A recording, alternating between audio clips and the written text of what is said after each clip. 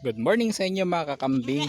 Kahapon, March 4, 2025, 1 p.m. ako ay umattend sa isang seminar tungkol sa goat racing na ibinigay ng ating Bureau of Animal Industry ng Department of Agriculture.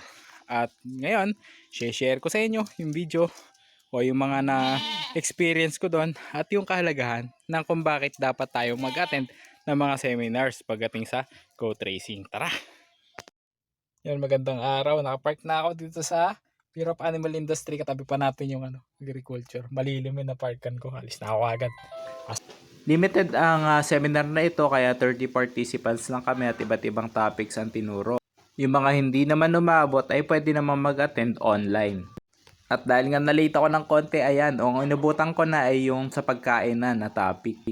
Ang kagandahan doon ay muli ako na-refresh at na-correct ko yung mga mali kong ginagawa. Nagkaroon din ako ng idea sa mga iba pang species ng halaman na pwedeng i-cut and carry. Karamihan pala doon ay nandito lang sa farm. Binahagi rin ni Sir Albert doon yung syempre yung mga tamang timbang ng pagkain na kailangan nila. Napakaganda rin ng pwesto ko dahil bukod sa kahit malayo ay kita ang screen, meron pang screen dito, monitor dito sa aking gilid. Kaya malinaw ko makikita, kaya katulad nito, yung panganganak ng kambing, kitang-kita ko at napipicturean ko pa. Meron din silang handouts na ibinibigay para meron kang guide habang nagle-lecture si Sir. Siyempre, ang traditional nating pamamaraan na pen and paper na pag nagte-take down notes tayo. At siyempre, may merienda rin na konti, di ba? Parang yun talagang seminar na ina-attend natin noon pa. Ipinakita rin sa amin ang iba't ibang disenyo ng mga bahay ng kambing simula sa mga pinakasimple hanggang sa mga mamahalin na o yung pang large scale goat racing na. Natalakay din naman ni Sir yung mga sakit at management ng sakit ng kambing at prevention. Nandun yun sa mga unang part ng seminar. Natalakay din pala yung goat breeding. Yun nga lang, syempre hindi ako masyado nakapag-picture kasi more on pagsusulat yung ginawa ko dahil isa yan sa mga tinututukan kong topics. Kaya talaga nag-take down notes ako nang magamit ko yan dito sa aking farm. Marami pa silang ibang nakaabang na topics. Ayan, makikita nyo sa screen. Pwede nyo kontakin sila dito. Ayan, pagka meron ako available na schedule ay pupuntahan ko dito at talaga namang sulit na sulit ang pag-attend sa mga ganitong klase ng seminar. Dito na-realize ko na marami pa akong dapat matutunan, lalong-lalo na sa pabahay ng kambing. Kailangan kong mag-upgrade ng mga mas maganda pang mga kwarto nila. At syempre yung sahig nila, dapat talagang komportable sila. Although maganda naman yun sa akin ngayon. And isa pa, kailangan yung biosecurity, ayan katulad niya, no? Meron tayong disinfecting zone. Tapos syempre marami pa tayong babasahin. Aral lang ng aral, syempre, hanggang dito sa silage making. Ayan, pag-aaralan natin yan para pagdating ng araw, mas madali na yung pagkain natin ng kambing sa tag-ulan. At syempre, yung mga iba pang produkto natin ng kambing na pwede nating available sa market. Dito ay natuklasan ko rin na marami pala talagang programa ang gobyerno para sa mga tulad nating goat racers. Ayan, maganda rin na nakaka-attend ng mga seminars na ganito para nagiging aware tayo sa mga pwede nating i-request sa kanila. At kung paano nila tayo matutulungan sa ating pagpapalago ng ating mga kambingan. Meron din pala tayong artificial insemination, di ba? O high-tech na talaga. Nag-o-offer din sila ng mga free trainings dyan and free seminars sa kung paano to ginagawa. Kapag may time, masubukan nga. At ayan mga kakambing, nakatapos na naman tayo ng isang makabuluhang seminar.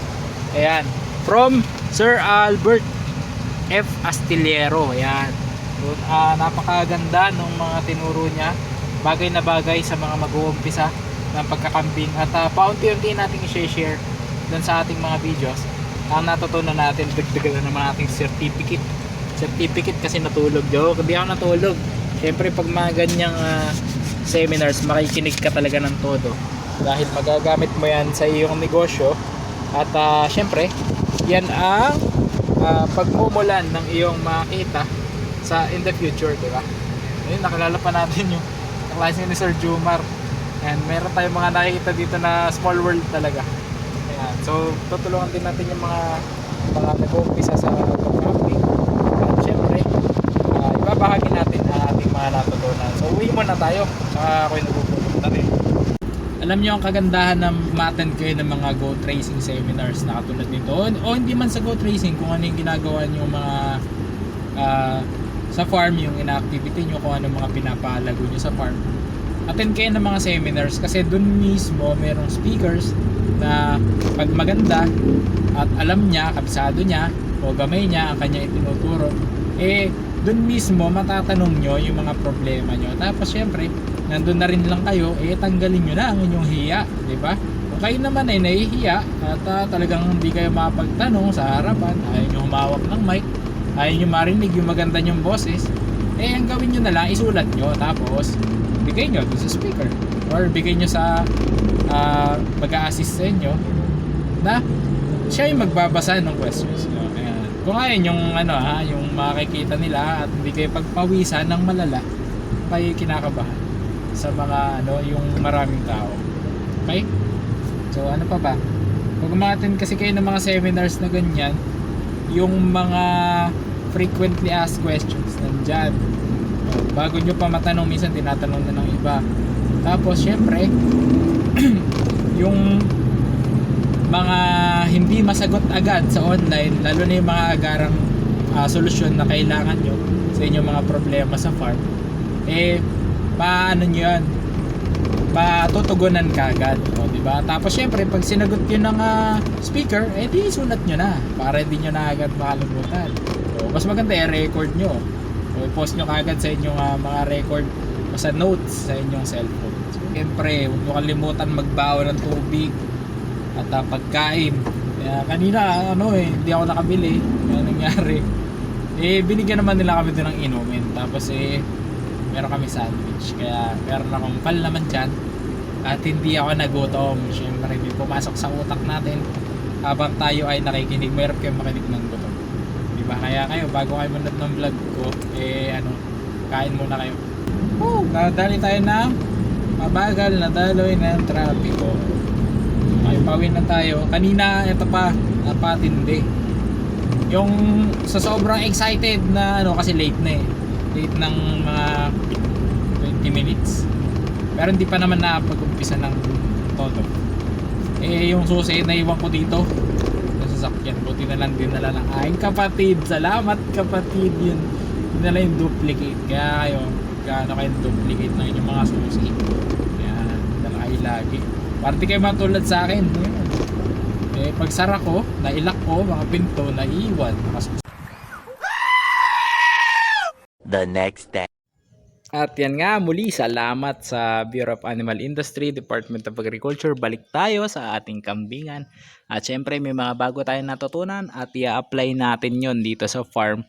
At yung mga maling practices natin, babaguhin natin. Tapos syempre, yung mga dati natin magagandang practices dito, itutuloy natin. Ayan. Tapos ang kagandahan nun, para kang nare-refresh pag uma-attend ka ng mga ganyang seminar. So, 'di ba, sa may mga tools tayo, may mga itak. Ano bang ginagawa natin sa mga time na nagpapahinga tayo o minsan bago tayo pumunta ng garden, bago tayo sumabak sa trabaho? Ano bang ginagawa natin, 'di ba? Hinahasa natin. Ayan, sharpen your blade. Para na sa ganun, pag nandun ka na sa field, ay sharp na sharp ka.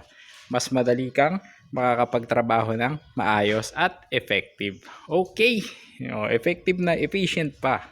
O yan, sama-sama tayo sa mga susunod pang videos at kita-kita pa tayo sa mga susunod nating videos dito sa ating YouTube channel na Teacher Farmer Ali. At syempre meron tayong Facebook page na Kambingan ni Ali Boy. Okay, so salamat po sa tiwala at suporta.